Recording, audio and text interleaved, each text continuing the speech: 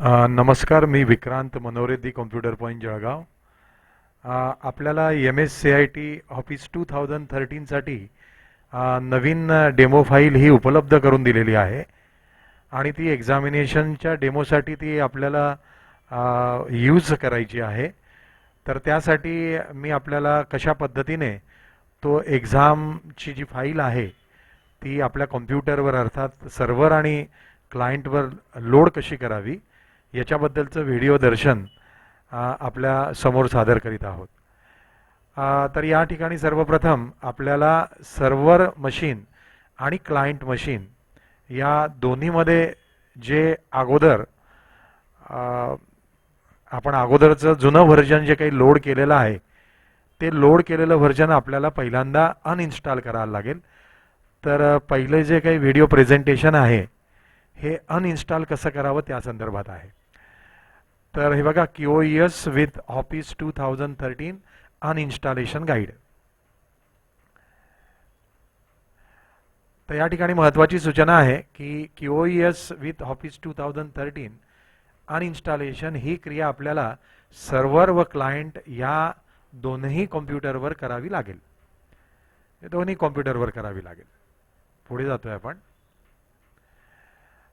QoS with office 2013 अनइन्स्टॉलेशनच्या steps काय, कशा पायऱ्या आहेत, कशा पद्धतीने आपण जाऊ ते बघूया. पहिल्यांदा सर्व्हर कॉम्प्युटरवर खाली काही स्टेप्स दिलेल्या आहे. त्या अशा ठिकाणी आपण इन्स्टॉल केलेलं आहे की QoS ज्या ठिकाणी इन्स्टॉल केलेलं आहे अर्थात सर्व्हरवर त्यावरच ह्या स्टेप्स आपण वापरायचे आहेत.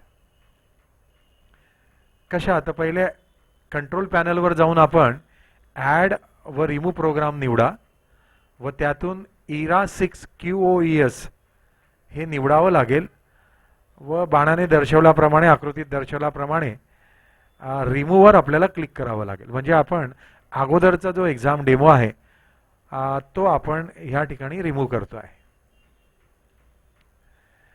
आपल्याला एक डायलॉग बॉक्स येईल, त्यामध्ये असं लिहिलेलं असेल की खरंच तुम्हाला तो डेमो हा डिलीट करायचा का, तर आपण यस वर क्लिक करा. जसं आपण यस वर क्लिक केलं तर अनइन्स्टॉलेशन ही क्रिया आकृतीत दाखवल्याप्रमाणे ही आपल्याला दिसेल.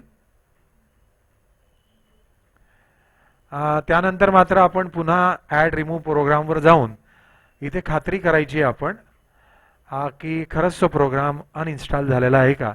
तर लिस्टमध्ये तो ERA6 QoS नावाचा जो काही प्रोग्राम होता तो प्रोग्राम या ठिकाणून इथे होता बघा पूर्वी, तो डिलीट झालेला आहे. ही आपण ही खात्री करून घेतली. त्यानंतर आपण पुन्हा त्यावर जाऊन, त्यावर म्हणजे ॲड रिमूव्ह या ऑप्शनवर आपण जायचं आहे आणि तिथे बाणाने जिथे दर्शवलेलं आहे मायक्रोसॉफ्ट SQL सर्व्हर 2008 R2 हा प्रोग्राम निवडायचा आहे आणि त्यालाही आपण रिमूव्ह करायचं आहे. जसं आपण रिमूव्ह कराल तर आपल्याला 3 पर्याय येतील. त्या 3 पर्यायामध्ये ॲड पर्याय, रिपेअर पर्याय आणि रिमूव्ह पर्याय. आपल्याला हे रिमूव्ह करायचं मगाशी ठरवल्याप्रमाणे, त्यामुळे रिमूव्हवर आपण क्लिक करा. अनइन्स्टॉलेशन क्रिया ही सुरू झालेली असं आपल्याला या ठिकाणी दिसतं आहे. हे बघा, ही स्क्रीनवर अशा प्रमाणे आपल्याला दिसेल.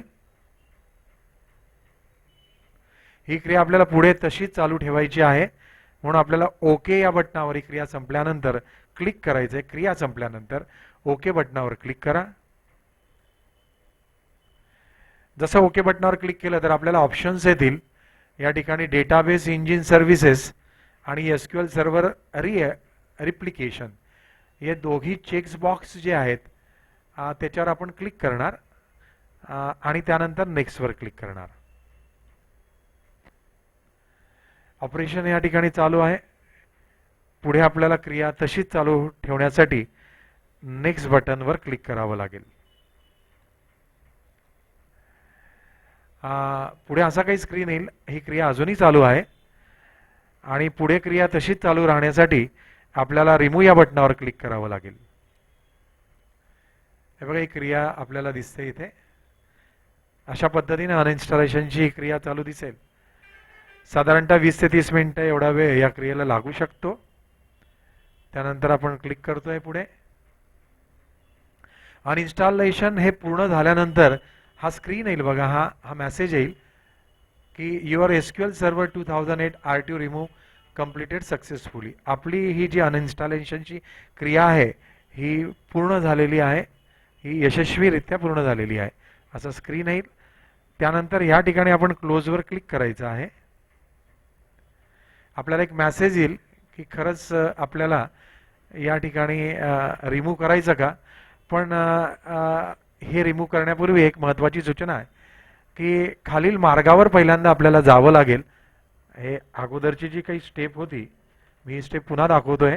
क्लोज केल्यानंतर ते क्लोज होतं आणि मग आपल्याला ह्या मार्गावर पहिल्यांदा जावं लागेल. इंटरनेट एक्सप्लोरर या प्रोग्रामच्या आधारे पाथ दिलेला आहे, हा मार्ग दिलेला आहे.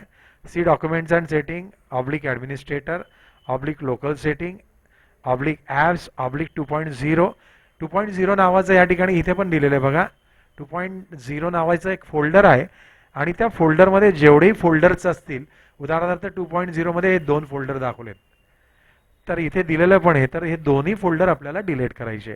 लक्ष असू द्या की आपल्याला एक्सप्लोररवर जाऊन या ठिकाणी हा पाथ द्यायचा आणि त्या फोल्डरमधले दोन्ही फोल्डर आपल्याला डिलीट करायचे.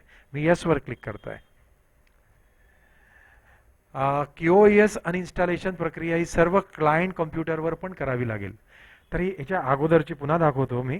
ही जी अगोदरची जी क्रिया होती ही क्रिया आपण सर्व्हरसाठी केलेली, पण आपण क्लायंटवर सुद्धा ही क्रिया आपल्याला करावी लागेल. अशीच ती कशा पद्धतीने करावी लागेल तर इथे सुद्धा आपण क्लायंटच्या इंटरनेट एक्सप्लोररवर जावं आणि त्या ॲड्रेस बारवर आपण विंडोज 7 जर असेल तर विंडोज 7 किंवा विंडो विस्टा जर असेल तर असा मार्ग किंवा असा पाथ आपल्याला द्यावा लागेल. सी ऑब्लिक युजर नेम म्हणजे आपलं क्लायंट मशिनीचं नाव. त्यानंतर app data oblique local oblique apps oblique 2.0. सांगायचं तात्पर्य एवढंच आहे की 2.0 नावाचं या ठिकाणी सुद्धा फोल्डर आहे. त्या फोल्डरमधले सुद्धा आपण फाईल डिलीट करायच्या आहेत किंवा त्या फोल्डर हे डिलीट करायचं म्हणजे त्यातले दोन्ही फोल्डर हे पुन्हा त्या ठिकाणी डिलीट होते. ते लिहिलेलं आहे बघा, are you sure you want to move this 2 items to the recycle bin. यसवर क्लिक केलं आणि अशा पद्धतीने म्हणजे सर्व्हरवर सुद्धा तुम्हाला ते फोल्डरवर जाऊन फाईल किंवा फोल्डर डिलीट करायचं आणि क्लायंटवर जाऊन सुद्धा आपल्याला ते करायचं आहे. तर ही अनइन्स्टॉलेशनची प्रोसिजर आहे. आपण दुसऱ्या व्हिडिओ सेक्शनमध्ये कशा पद्धतीने एक्झाम डेमो हा आपल्या सर्व्हरवर लोड केला जाईल किंवा इन्स्टॉल केला जाईल याविषयी आपण बघूया. Thank you very much.